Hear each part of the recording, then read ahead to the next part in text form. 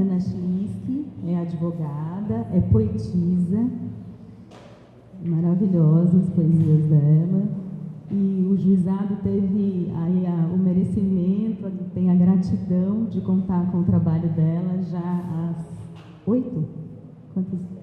quase 10 anos, esse tempo passa, não é? É parceira da Carol, que também trabalha aqui com a gente há algum tempo. E a Ana começou conduzindo as sessões das audiências preliminares, que no juizado são essas sessões de composição, né? Com a parte que é acusada de está sendo acusada de um determinado delito, ainda numa fase antes do processo, mas que permite propostas de acordo, né? O Ministério Público faz propostas de acordo, e a Ana vai falar mais a respeito. Eu queria dizer para vocês, em primeiro lugar, que é um prazer estar aqui falando para vocês, né? Queria falar da minha pouca experiência com palestras e com falas, né? Então me perdoem qualquer esquecimento, mas na verdade o que nós gostaríamos hoje é de trazer para vocês um pouco dessa experiência que a Fernanda estava falando aqui do juizado, né? Nós gostaríamos de falar um pouco da prática dos círculos, né? Que é uma coisa nova, é uma coisa que está começando, pelo menos, como círculo, né? Porque eu acho que justiça restaurativa é uma coisa que há muito tempo já se faz aqui no Juizado Especial. Pelo menos é isso que eu percebo, que todos aqui estão voltados para oferecer esse tipo de justiça, né? Então, para mim é uma honra trabalhar com a Fernanda, porque foi aqui que eu encontrei a oportunidade de colocar a teoria em prática, né? Eu vi por aí, no exercício da advocacia, eu vi por aí muita coisa que eu avaliava como aquilo não sendo uma forma correta de fazer justiça, né? E aqui eu tive a oportunidade de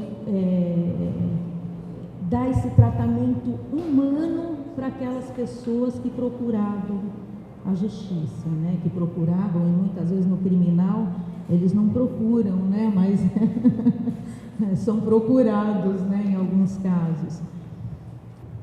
Eu queria que vocês me dessem licença para ler um poema para vocês. Eu até estava comentando. Não meus, né? Não poema meu, porque ao contrário do que ela disse, não há esse talento para ler em público. Mas nós fomos fazer uma palestra para os alunos da Unifesp, né? E eu levei esse poema para ler, que eu acho que ele ilustra muito essa similaridade que os seres humanos têm uns com os outros, essa igualdade dos seres humanos na essência, né? E eu não tive a oportunidade, eu fiquei muito frustrada, né? Que por não ter sabido administrar o tempo, enfim, eu não sei nem bem por que razão, eu não consegui ler. E eu gostaria de abrir esse trabalho com a leitura desse poema, que é de um poeta santista. Não sei se alguns de vocês conhecem, todos conhecem, o Roldão Mendes Rosa, né? Que era jornalista, é um grande poeta, não deixou muita coisa, um trabalho muito grande, mas é um grande poeta. Então, falando desse como os seres essencialmente são iguais, ele faz aqui uma analogia, eu gostaria de ler para vocês. Chama-se O Louco, e ele diz assim: o dia é pouco, a luz é baça, faz-se de louco o homem que passa. Fala contrito com a azul fumaça do seu cigarro. A mão é calma, o lábio aflito. E fomos feitos do mesmo barro. O dia é o mesmo sobre a carcaça, na rua a todos a mesma ameaça. O trem que passa, o bonde verde veloz nos trilhos, verde o seu verde carrega homens loucos e lúcidos, sem esperança de ver o dia calmo chegar. E ser bastante esse que chega, de instante a instante, com seu diamante cortando vidros em que o homem lúcido e o homem louco vai se fechando de pouco a pouco. E o dia é o mesmo sobre a carcaça, na rua a todos a mesma ameaça. O bonde verde veloz nos trilhos, o trem que passa, cacos de vidro de uma vidraça de um sexto andar, a vida muita, a sorte escassa, o vírus solto, solto o escarro, e a todos cabe a mesma ameaça, pois fomos feitos do mesmo barro. No entanto, eu, lúcido, e aquele louco, bem pouca sorte desse já pouco homem que vai na rua a esmo. O sangue é outro, o barro é o mesmo. Não vê a graça da margarida suspensa ao vento, é outra vida no igual momento que vive a esmo. É outro homem e o dia é o mesmo. A luz exposto o seu rosto azul é o mesmo rosto que eu levo à rua. Sua mão calma expõe as linhas que riscam a palma da minha mão. Arfa-lhe o peito no mesmo ritmo que bate seco o meu coração. Foge com os olhos a quem lhe passa ao lado e à frente, do mesmo jeito que o diferente homem que sou. Vê, mas não vê a quem lhe cruza o passo lesto. Presta-se a tudo a que me presto. Suspira fundo por certo mundo porque suspiro. E vão seus dias no mesmo giro que os meus se vão. Que pode em vida mais parecer-se com esse homem, se não outro homem? Esse que narro, que vai a esmo preso à fumaça do seu cigarro. Quem mais lhe parece senão eu mesmo, que se vos fujo e me em si mesmo, mostro que sou, se nele esbarro, de um outro sangue, mas de igual barro. Então, gente, eu queria... Obrigada.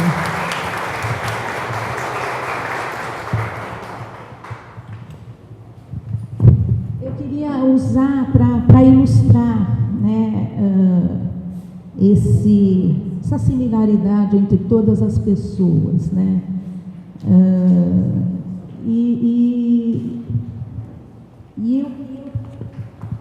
Eu queria dizer que da mesma forma que a gente gostaria de ser tratado, todos os outros gostariam. A mesma receptividade que a gente quer encontrar nos lugares, as pessoas que nos procuram para usufruir do nosso profissionalismo, né? Elas esperam encontrar, e é isso que a gente tenta dar.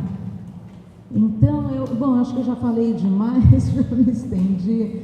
Eu vou passar então para a Carolina, para ela, que também é advogada, que também trabalha comigo como facilitadora de círculo, e ela vai falar um pouquinho desse trabalho prático, né, desse início, dessa transformação, desse passar da advocacia convencional, do lidar com a justiça comum, para essa coisa da justiça restaurativa, né, que está começando, mas que agora não tem volta. Me parece que é um caminho sem volta, né, para ela falar um pouquinho dessa experiência dela enquanto enquanto advogada, né? Oi. Bom, eu sou Carolina, ainda me assusto um pouco com a minha voz no microfone. Então, quando a gente faz a faculdade de Direito, a gente é meio que moldada em todos esses anos para o litígio. A gente é moldada para a briga, né? A gente é lapidado nisso. E aí, quando a gente se lança, se lança ao trabalho como advogada, a gente percebe que isso não tem, que isso não soluciona boa parte dos casos, que não é eficaz, que não adianta, né? E eu evitei a área penal inicialmente, né?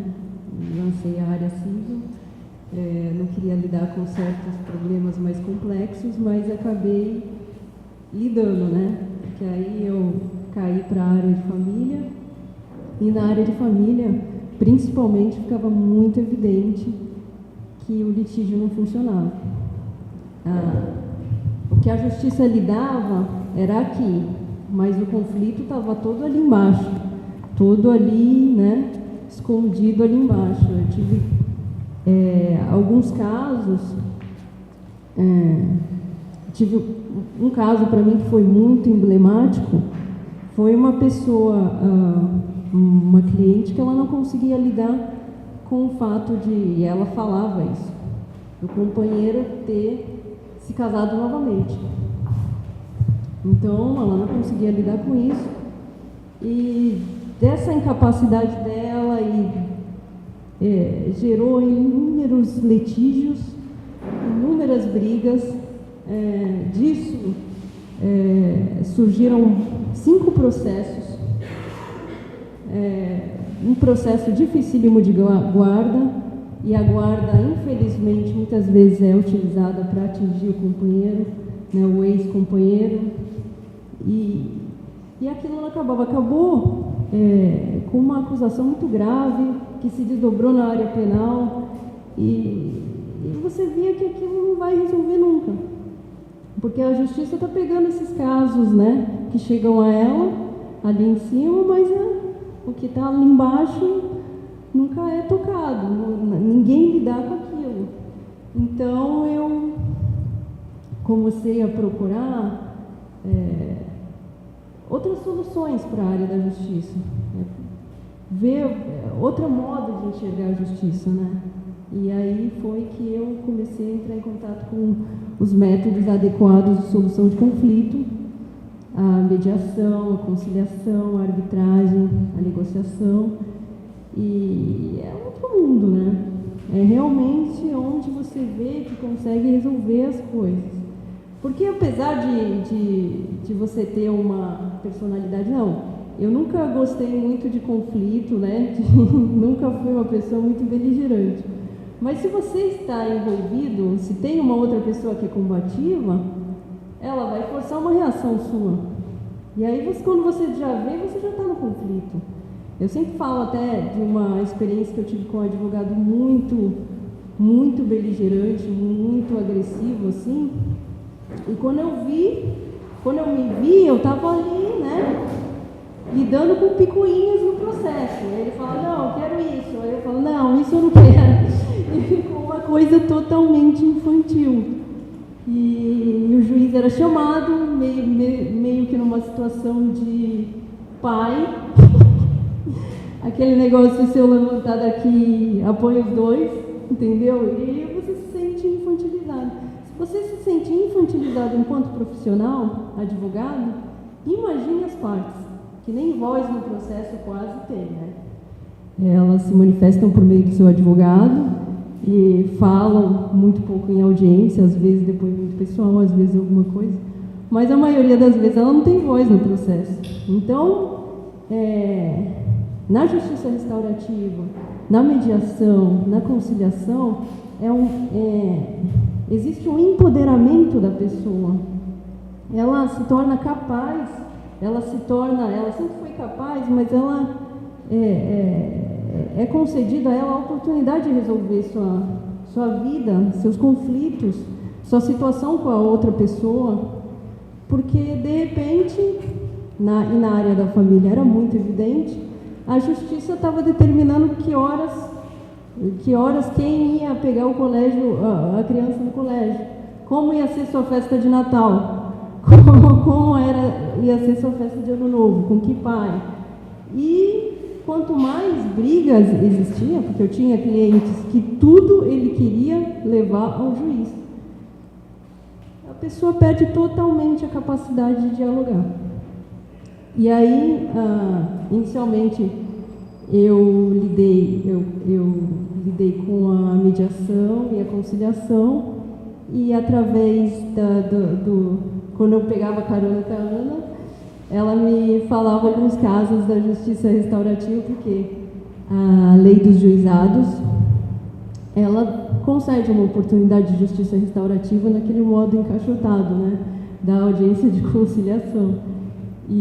Mas muitas vezes, até esse momento, esse pequeno momento que a lei concede, existe uma oportunidade de realmente haver uma restauração, que todo o processo não concede. Então, alguns casos que ela me contou é que me persuadiram a procurar mais sobre justiça restaurativa, porque eu falei, não, realmente a restauração ela é eficaz e realmente funciona, e até gostaria que ela partilhasse esses casos. Então, casos são inúmeros, né? Ela sempre fala do caso do passarinho, né? Vou contar para vocês, para ilustrar um pouquinho o que acabou arrastando a Carolina para a justiça restaurativa, para essa vontade de trabalhar diferente dentro da justiça, né? Eu queria explicar para vocês, em primeiro lugar, o que é o juizado especial, porque eu acho que muitos de vocês não têm familiaridade com isso. Aqui o GCRIM, ele tem a competência para lidar com casos, com crimes e contravenções penais, cuja pena vai até 2 anos. Então, são chamados os delitos de menor potencial ofensivo, né? Todos eles são da competência do juizado especial. Então, no juizado especial, há uma lei, a Lei 9.099 de 95, que prevê, antes da audiência com o juiz, é marcada uma audiência de conciliação ou de proposta de transação penal. Dependendo do crime, é possível colocar a vítima e o acusado frente a frente, e por meio desse acordo o processo se extingue, né? Há outros casos em que a ação é pública incondicionada e não há possibilidade de extinguir por meio de um acordo, mas também há a possibilidade de se passar uma proposta do Ministério Público de transação penal, que também, se a pessoa se propuser a praticar um serviço comunitário, ou por meio do pagamento de uma multa que vai para as entidades daquela cidade, também é possível se acabar com um acordo nesse momento pré-processual. A pessoa, para fazer jus a esse tipo de proposta, de oportunidade, a pessoa tem que ser primária, né? Os requisitos existem alguns requisitos que a lei impõe, e entre eles a pessoa ser primária ou tecnicamente primária, enfim. E essas audiências são as audiências que eu faço, né? Essas preliminares. Se a pessoa fizer um acordo ali, se a pessoa ou aceitar a proposta do Ministério Público, o processo se extingue ali, tem a grande vantagem de que não fica nada na folha de antecedentes criminais dessa pessoa. Então, é uma oportunidade excelente para uma pessoa que via de regra, nunca cometeu um delito, né? E a competência, os crimes englobados nessa competência, geralmente são crimes de ameaça, de lesão corporal leve, todas as contravenções penais. Então, a gente lida ali com pessoas que chegam também, via de regra, claro, toda regra tem exceções, mas normalmente são pessoas que chegam ali para aquela audiência com muito medo, são pessoas que não sabem o que está acontecendo, que não sabem o que vai lhes acontecer,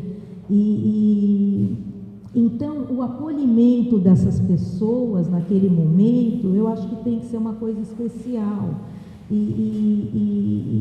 é voltado para isso o meu trabalho, é isso que eu procuro fazer. Em primeiro lugar, eu explico, eu destrincho a situação dela, o que está acontecendo, o que está acontecendo, o que pode acontecer, e faço a proposta. E numa dessas audiências, que ela gosta de citar, ela fala que eu vou falando e me perco, e é verdade, já estava perdida, né? Voltando para o que ela tinha dito, queria contar para vocês um caso que ela sempre cita. Entrou um senhor, tratava-se de um crime de maus tratos contra animais. Esse é um tema que repercute muito em mim, né? Eu gosto muito dos bichinhos, então pessoalmente me afeta, né? Mas eu sou uma conciliadora e eu sei que ali no meu trabalho, ainda que me afete porque eu sou humana, eu não posso demonstrar isso para as partes. Ali todos os casos são iguais e todas as pessoas são iguais, né? Então, entrou um senhor, esse senhor ele entrou apavorado. Era o caso de um senhor que capturava passarinhos, né, para vender, e ele tremia muito, que nem eu tremi na hora que eu fui ler o poema.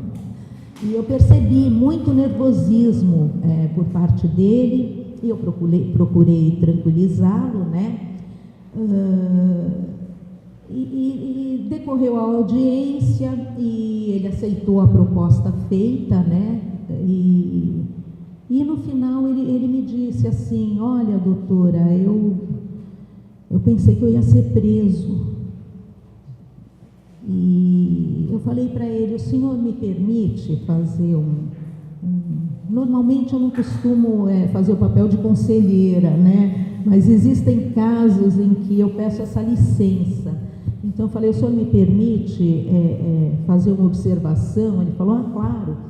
Então eu disse para ele: o senhor entrou aqui com medo, né, de ser preso, e o senhor sabe que o senhor está num lugar seguro, o senhor sabe falar, o senhor veio acompanhado do seu advogado, né? Caso não tivesse um advogado, teríamos um aqui, nosso plantonista, para fazer a defesa do senhor. E o senhor estava assim tão nervoso, né? E o senhor tinha medo de ser preso, né?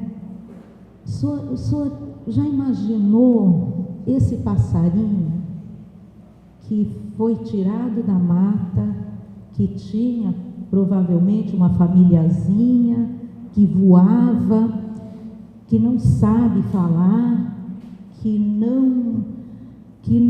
naquela cabecinha não devia imaginar o que ia acontecer com ele, e foi jogado numa gaiola sem ter cometido crime nenhum. E quando eu fiz essa observação para ele começou a chorar. E ele falava, ele repetia: eu nunca tinha pensado nisso. Eu nunca tinha pensado. Ele falava, ele não parou mais de repetir isso. Ele olhava para mim e falava assim: a senhora me fez pensar. E eu senti realmente que ali, naquele momento, aquele homem não ia mais caçar passarinho para colocar na gaiola. E aquilo para mim foi muito gratificante, sabe? E assim são vários casos em que um comentário, em que uma palavra bem colocada, sem a pretensão de querer ensinar, de querer ser o dono da verdade, que ninguém se a pessoa percebe isso, que a intenção é ajudar, que a intenção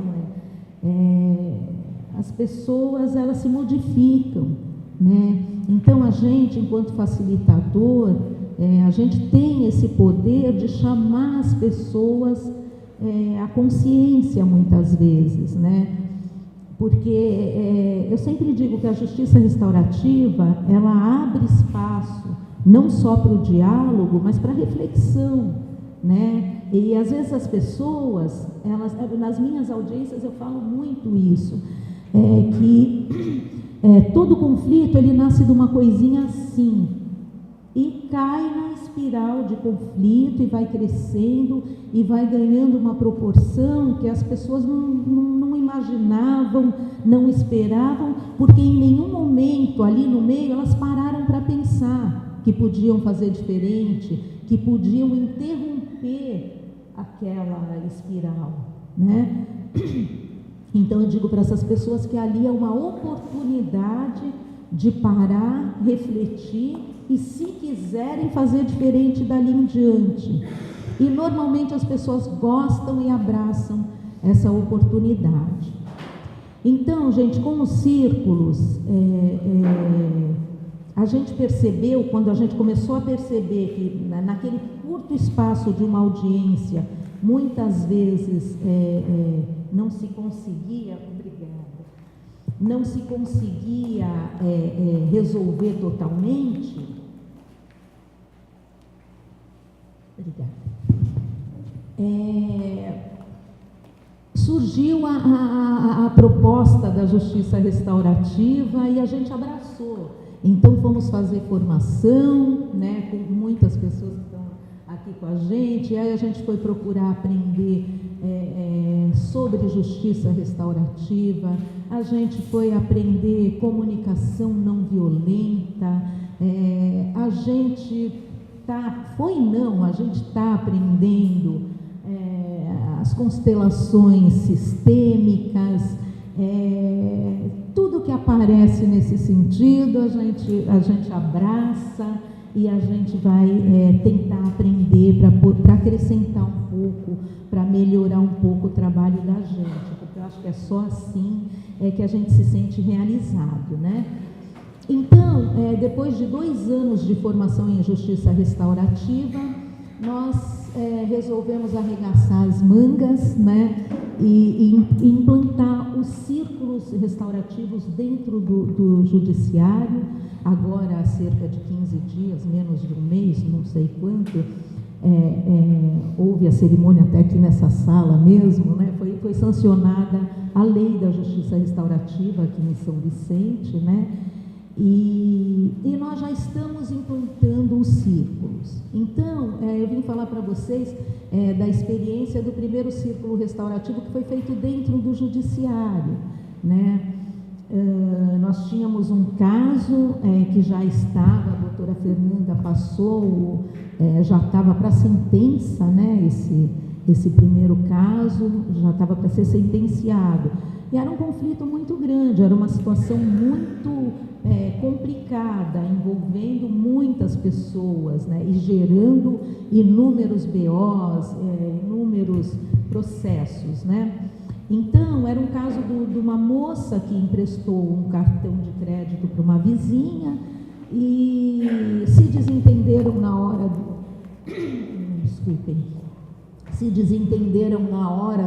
do pagamento da fatura e dessa coisinha começou.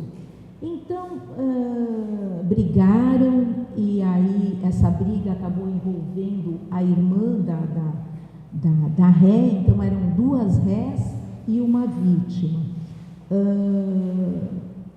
E todos perderam a paz, porque onde elas se encontravam havia briga, Então, esse processo específico que chegou às minhas mãos, tinha acusação de lesão corporal, porque se pegaram na rua, se machucaram, um caso bem complicado. Tinha injúria, tinha ameaça, uma chegou até a jogar o carro em cima da outra. A situação era essa, onde elas se encontravam dentro de salão de beleza. Se uma ia fazer a unha, a outra chegava, haja vidro de esmalte para atacar uma na outra. O negócio era terrível.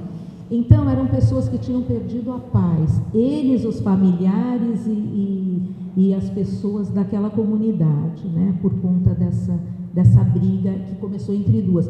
Os maridos dessas envolvidas eram amigos de infância. Essa amizade acabou, acabaram havendo xingamentos. Uma delas chamou o marido da outra de corno.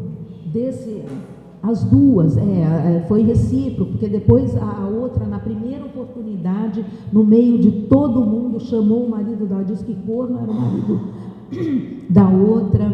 Então, houve a separação. Esse xingamento, ela é minha memória, por isso que ela fica aqui. Então, esses casais chegaram a separar por conta desses xingamentos. Então, um negócio. Conclusão, pegamos esse caso, né? A Fernanda chamou, falou, vai fazer, Ana? Eu falei, vamos embora. E fizemos os pré-círculos. Então, nós fomos ensinadas no curso ministrado pelo CEDEP, né? Nós fomos ensinadas que o pré-círculo é importantíssimo, e nós pudemos sentir isso na prática, porque é no pré-círculo que você ensina para as pessoas que aquilo ali não é um processo, que embora nós estejamos fazendo dentro da justiça, o funcionamento é outro, né? Que ali vai existir uma relação de verticalidade, não tem figura de poder, que ali está sendo aberto um espaço para o diálogo, né? Para que eles possam dialogar e para que eles mesmos possam costurar um acordo, encontrar soluções para aquela situação que está afligindo todo mundo. Então, primeiro chamamos a vítima. Então, a vítima veio acompanhada de advogado, preparada para a briga, né? E nós explicamos para ela, explicamos para o advogado dela que não era isso, que não se tratava de um processo judicial, mas de uma tentativa de acabar com aquele litígio. Então, explicamos que ali no círculo, o advogado ele não teria um papel atuante, ele não iria defender o cliente dele, porque o cliente dele não estaria sendo acusado. Que o círculo buscava a autorresponsabilização, que as pessoas, cada uma na medida da sua, porque não existe o totalmente bom e não existe o totalmente ruim. Então, que as pessoas, na medida das suas responsabilidades, assumissem aquilo, né? E se comprometessem ali a agir de uma maneira que desse mais certo, né? Dali em diante. E isso explicado, eles concordaram, né? E depois chamamos as outras partes, né? As acusadas. Com a vítima é mais fácil você convencer de que aquilo vai ser bom a princípio, porque é uma tarefa árdua, porque com a vítima é mais difícil, porque normalmente ela tem um desejo de vingança, ela quer ver o agressor, entre aspas, porque aí a gente acaba descobrindo que ninguém é totalmente vítima e ninguém é totalmente agressor, né? Mas aquele ali intitulado vítima, ele não tem o interesse de acabar com aquilo, ele quer a punição da pessoa que está sendo apontada como agressora. Então é um trabalho difícil convencê-los de que aquilo pode ser bom. E aí depois nós chamamos os agressores, né, as agressoras, e depois nós convidamos a rede de apoio de todos eles. Então envolveu as famílias, né, que participaram de tudo aquilo, que assistiram aquelas brigas, e que repercutiam na vida de todo mundo.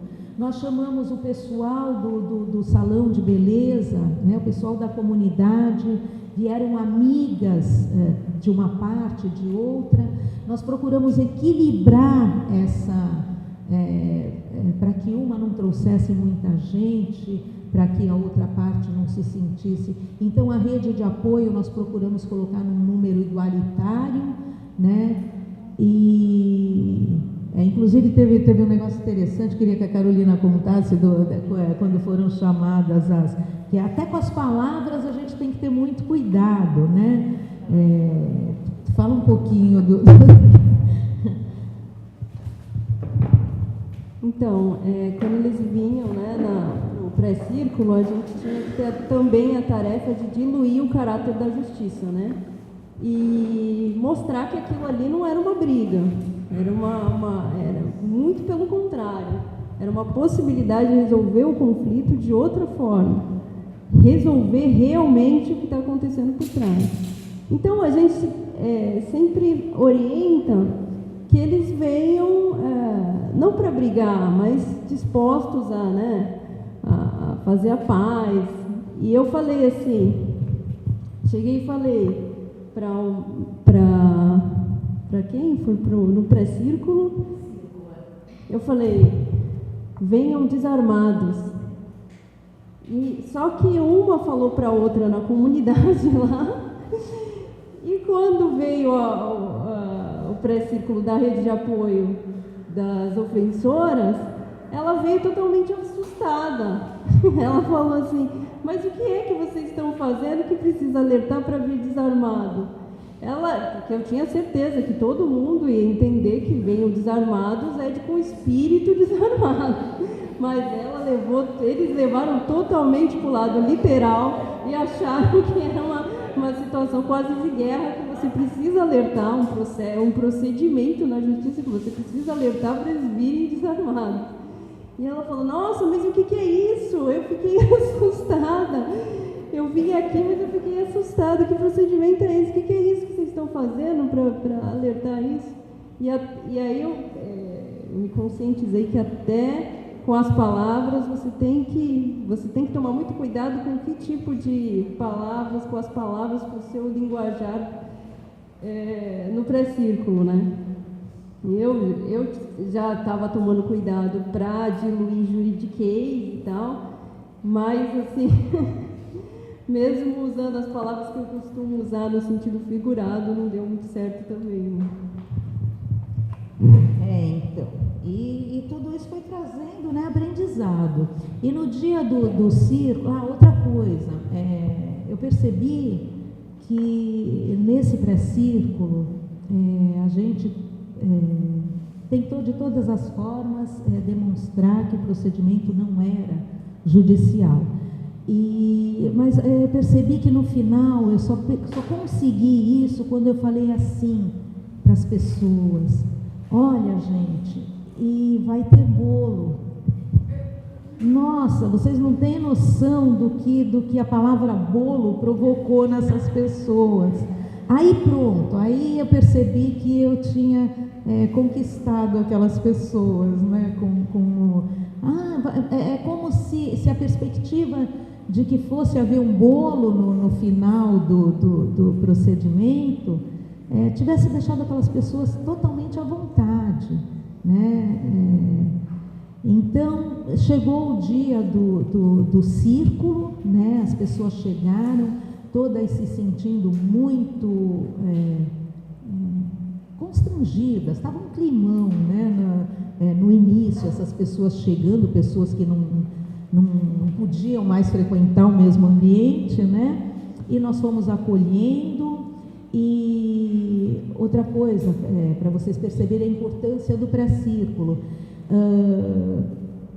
na hora chegou uma pessoa que não tinha participado do pré-círculo E foi uma situação que nós não esperávamos, nos pegou de surpresa. E aí você tem que saber como agir, você tem que pensar rápido e decidir, né? E nós decidimos que a pessoa ia participar, porque era uma pessoa muito importante ali dentro daquela situação. Era um parente de uma delas. E essa pessoa que não veio desarmada, né, que veio com aquele espírito, sem saber, sem ter entendido do que se trataria o círculo, essa pessoa, ela já, a primeira coisa que ela falou mas eu posso perguntar para ela. Aí eu falei, opa, aqui nós vamos ter uma confusão, né? Então, delicadamente, eu expliquei as coisas que eu deveria ter explicado no pré-círculo, né? Que não ia ser possível, as perguntas diretas, que cada um, expliquei o funcionamento do bastão da fala, né? Enfim.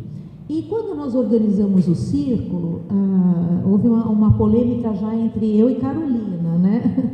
Porque eu trouxe o centro do círculo, né? Eu trouxe florzinha, eu trouxe toalhinha, eu trouxe... A Carolina olhou aqui e falou assim para mim, tá louca? Isso é um círculo vítima, ofensor, comunidade. Isso é para outro tipo de círculo, não para o nosso. Ela falou, você vai querer fazer o círculo da vovó? Aí eu falei, olha, então tudo bem, vai. Até concordei que em partes eu estava misturando demais os canais, né? Então eu falei, tudo bem, então não vamos pôr a florzinha, nem o blá blá blá. Eu falei, mas o espelho eu faço questão. Eu tinha trazido um espelho, uma ideia que eu tirei, eu acho que até da Bacildes, não sei, mas eu roubei de alguém, né? Nada se cria, tudo se copia. Enfim, eu falei, não, mas o espelho eu faço questão. Ela falou, tudo bem, então vai, para equilibrar, né? Para não começar a discussão ali na gente. Então, exatamente, íamos precisar de um círculo para nós, né, ali. Então, colocamos o espelho no centro e nós começamos o círculo falando, em primeiro lugar, expliquei a importância do espelho, né? A Carolina inventou um significado na hora para o espelho, né? Ela falou, olha, gente, eu falei assim que a gente costuma sempre analisar as atitudes das outras pessoas e que o espelho significava, tinha esse simbolismo de você refletir sobre suas próprias atitudes, olhar para si. Mas foi uma coisa inventada na hora. Mas a gente falou nisso no círculo e isso já deu um momento de reflexão, né? As pessoas gostaram, né? E eu fiquei feliz que eu consegui introduzir o espelho no círculo. Eu ia ficar muito frustrada se não. Então, ela explicou a finalidade do espelho e nós começamos o círculo. Eu não queria entrar diretamente no assunto, né? Então, nós começamos. Primeiro, nós trouxemos como objeto de fala uma ampulheta e eu falei para eles do tempo, de quanto o tempo passava depressa, de como a vida passava depressa e que a ampulheta estava simbolizando aquilo.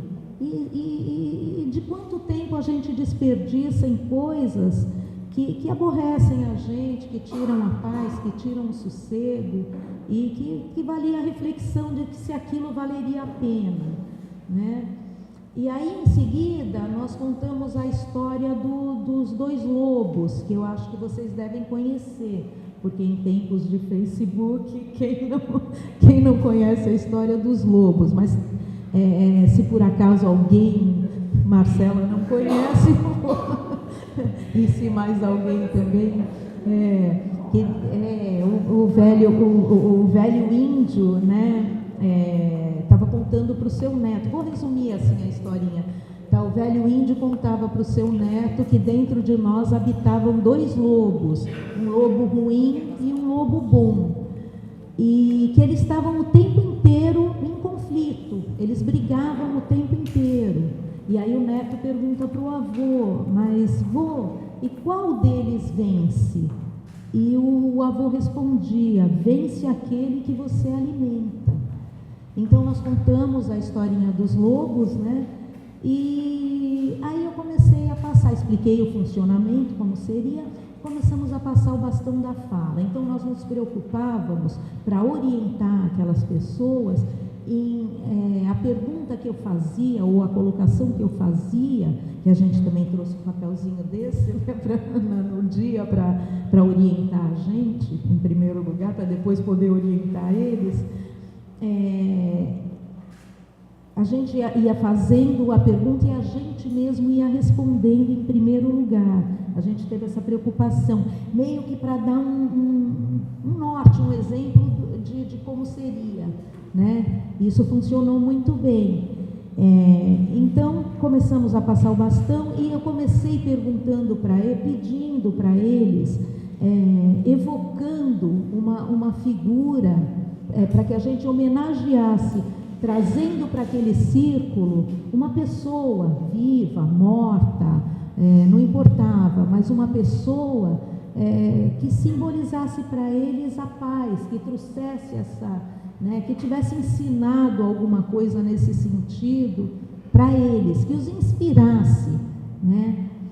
E cada um, quando passou o bastão pela primeira vez, falou o nome de uma pessoa, né? Eu comecei falando da minha mãe, algumas palavras, não sei como eu não chorei, né? Que ela já está no céu. Aí passei para a Carolina, que também trouxe, e passamos, todos falaram, cada um trouxe uma pessoa. Isso eu já percebi que já foi começando a diluir aquele clima, né? Primeira rodada de choro, verdade. E todos falaram, todos trouxeram. Aí em seguida eu pedi para que eles trouxessem para o círculo uma lembrança da infância. Conclusão, quando nós entramos no problema propriamente dito, quando nós começamos a falar, todo mundo teve a oportunidade de se colocar, todo mundo falou o que estava lhe incomodando, o porquê daquele tipo de atitude. E cada um, foram várias rodadas, né? As pessoas queriam falar e ser ouvidas, né? Porque falar, a gente no meio da briga, a gente fala, só que ninguém ouve ninguém, a gente, enquanto um está falando, o outro já está pensando de que maneira vai se defender, normalmente acusando, né? Então, a gente percebeu quão importante foi essa oportunidade para aquelas pessoas se colocarem, cada uma dizer por que agiu daquela maneira, cada uma trazer, né, os seus sentimentos e os outros poderem ouvir isso. E a gente percebeu aquilo se transformando. E ao final, as pessoas pediram desculpas pelas atitudes. As pessoas, a vítima, o interesse que ela tinha em participar do círculo é porque ela tinha uma amizade muito estreita com a sogra das agressoras e ela não queria perder essa amizade. E a gente acredita que isso é que motivou ela a participar. E a gente percebeu ali aqueles maridos que eram amigos de infância retomarem ali, falarem do sentimento de ter perdido essa amizade. Enfim, no final nós perguntamos o que eles poderiam trazer de ideia, de sentimento para melhorar, porque o que está para trás, embora seja lugar comum, embora seja a frase feita, o que está para trás não há como se modificar. Agora haveria como se ter uma postura diferente dali em diante com relação àquilo, para que aquilo não acontecesse novamente. E todos trouxeram ideias, e nós anotamos todas essas ideias, né? Eu já tinha trazido um termo de acordo, porque na justiça isso é necessário, porque vai se juntar depois, né? Esse termo, aí já com a intenção disso favorecer, de alguma maneira, quando possível, no processo, né? E anotamos o que eles tinham de ideias, o que cada um sugeriu de atitude para dali em diante não acontecer novamente o conflito entre eles. Perguntamos se haveria o comprometimento de todo mundo, todos se comprometeram em construir paz dali em diante, né? Em transmitir para aquelas crianças, porque havia crianças envolvidas, as crianças estão sempre envolvidas, né? Os adultos brigam e eles estão sempre... Então, se comprometeram em transmitir aquilo que ficou acertado ali para todos, e aquele comprometimento de trabalhar em função de construir a paz dentro daquelas relações. E foi muito bonito, e no final todo mundo acabou se abraçando. Numa foi muito tempo de rodadas. Numa das rodadas, aquele que chegou tão querendo briga, ele falou assim: bom, eu acho que agora a gente já pode partir para o bolo, porque o meu lobo está faminto. E foi muito bacana. E até depois de terminado o círculo, enquanto comíamos o bolo, eu não sei fazer bolo, eu comprei, e no bolo que eu comprei estava escrito parabéns, né? Então eu falei para eles que eu já estava prevendo que eles deviam ser parabenizados, né? Enfim, esqueci o que eu ia dizer. Mas, sim, já lembrei. Depois que nós encerramos o círculo e estávamos indo para o bolo de parabéns, as pessoas ainda estavam se abraçando, se cumprimentando e se desculpando, né, Carolina? Teve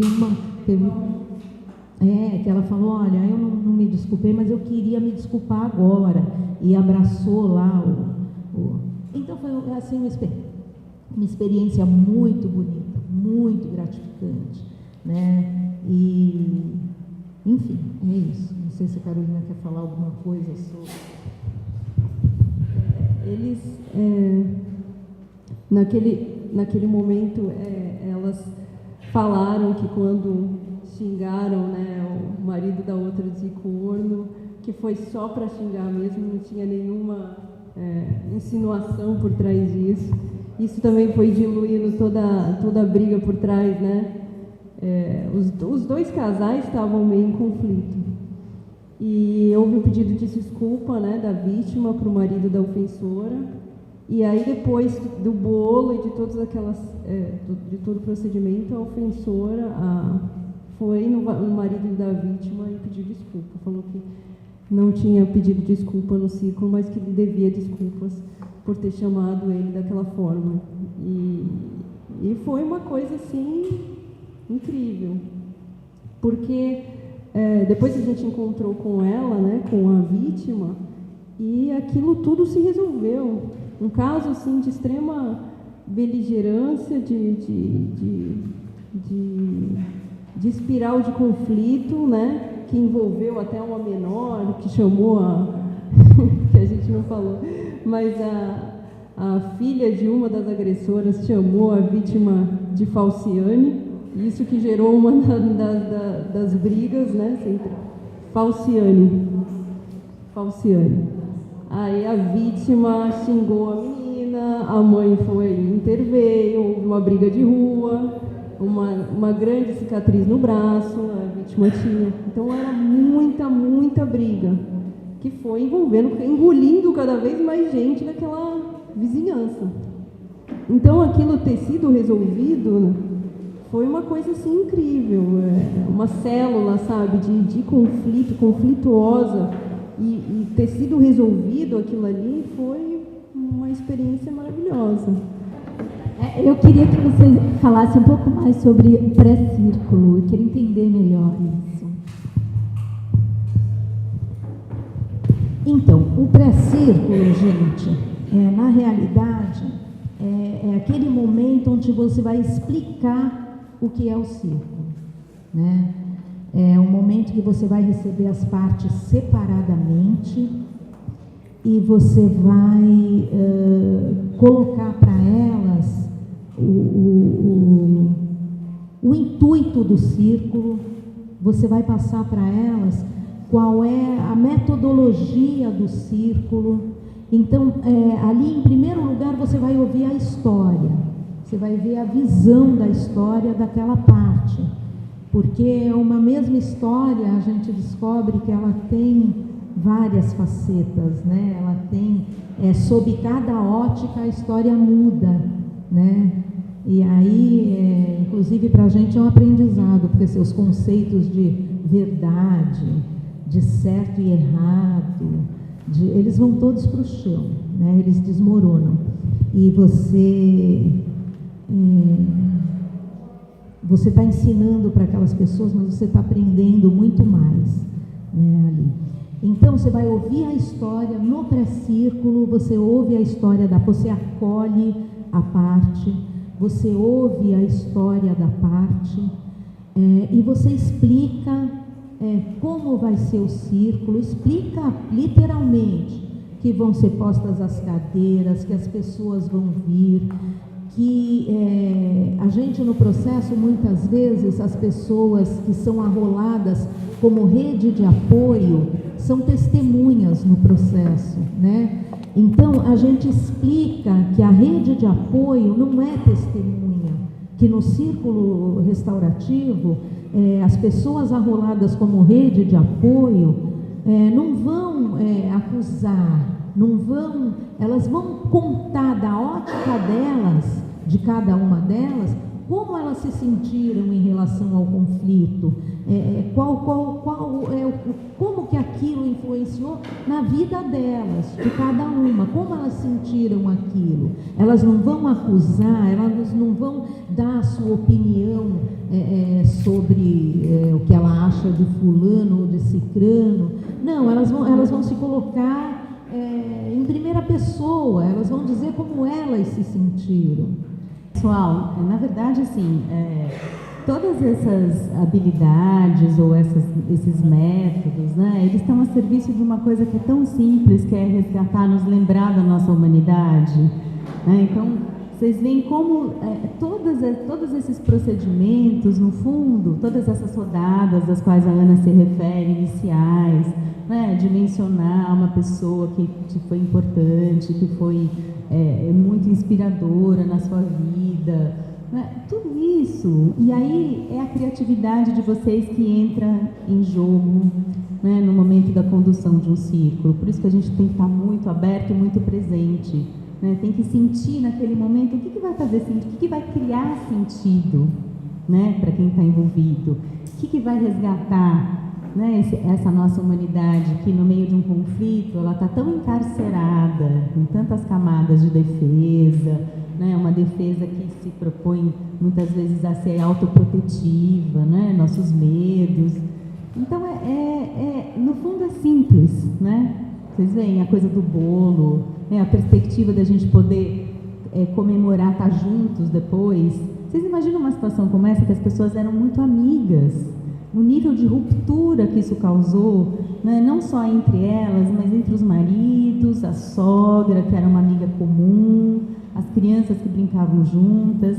Então, daí a importância de que essa comunidade toda que foi afetada pelo conflito também faça parte do círculo, né?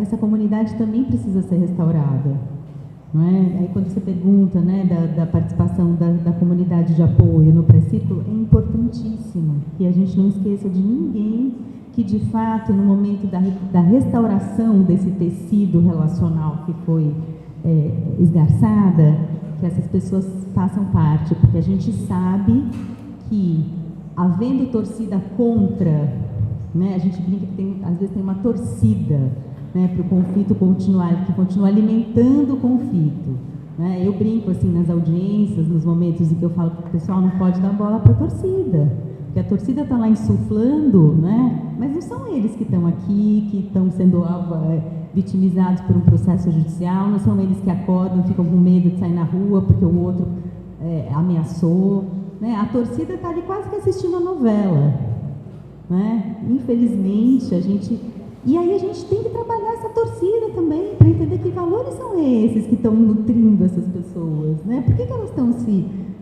felizes, estão se nutrindo, né, de um conflito, de uma tristeza, de uma infelicidade alheia?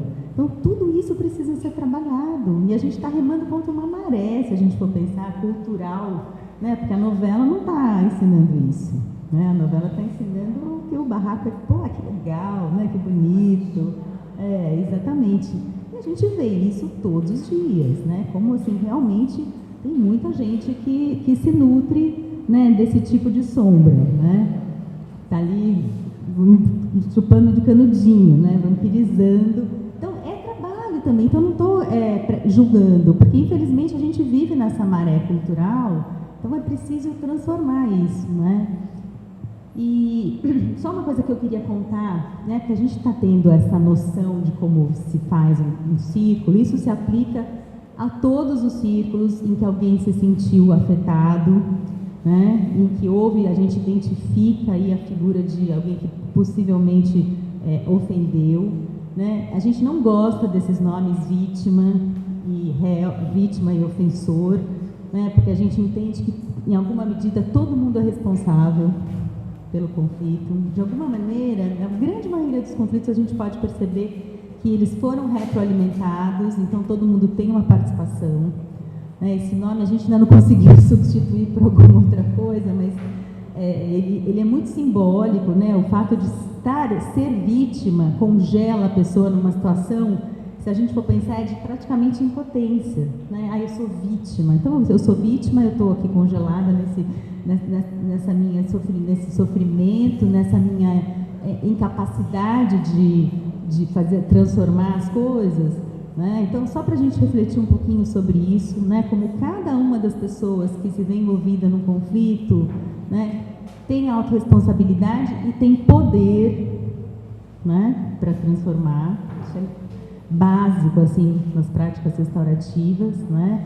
A gente fala em empoderamento, na verdade é o resgate do próprio poder pessoal. Ninguém dá poder para ninguém, né? Que seria uma ilusão a gente achar que a gente está dando poder para uma pessoa. A gente está lembrando aquela pessoa de que ela tem poder de escolha, de direcionamento, e de transformação da própria vida o tempo inteiro, né? E que é isso essas nossas facilitadoras lindas fazem quando elas chamam para o pré-círculo, quando elas convidam as pessoas a se lembrarem disso e convidam que elas, no processo do círculo, estejam comprometidas com esse processo de construção de soluções harmoniosas e duradouras, que não necessariamente implicam, esse caso foi um caso muito bem sucedido, né? Porque os parentes se abraçaram, as pessoas ficaram muito felizes e comeu-se bolo. Não necessariamente vai ser assim. A gente pode ter um pacto de convivência respeitosa, não é? Eu não quero mais ser sua amiga, entendi que não tenho sintonia com você, os meus jeitos de viver é muito diferente do seu, as coisas que eu penso da vida são diferentes, não é? Mas eu tenho um compromisso de viver de forma respeitosa, civilizada, harmoniosa, não é? E isso é muita coisa e é mais do que suficiente para o que a gente almeja com o nosso viver em sociedade e com as diferenças que a gente tem, né? A gente não precisa sair abraçando, dando beijo em todo mundo, né? Mas a gente precisa ter respeito, a gente precisa buscar, enfim, compreender as razões pelas quais os outros fazem as coisas que eles fazem, né? Ter empatia, poder escutar. Isso já é, nesse mundo, nesse momento em que a gente vive atualmente, isso já é muito, muito importante e suficiente. Se a gente conseguir mais, ótimo, né? E por fim eu só queria fazer uma observação, para que a todo momento, eu imagino que vocês que mexem tão majoritariamente na educação e na assistência, eu imagino que vocês façam os paralelos, né? Enfim, aqui a gente está falando de um sistema de justiça, mas vocês têm todo um sistema em que o conflito também surge a todo momento, né, em que esse papel de escuta, de facilitação, de identificação aí da necessidade de humanidade, de humanizar, o momento de colocar essas pessoas eventualmente juntas, o tempo inteiro dá para traçar os paralelismos, né?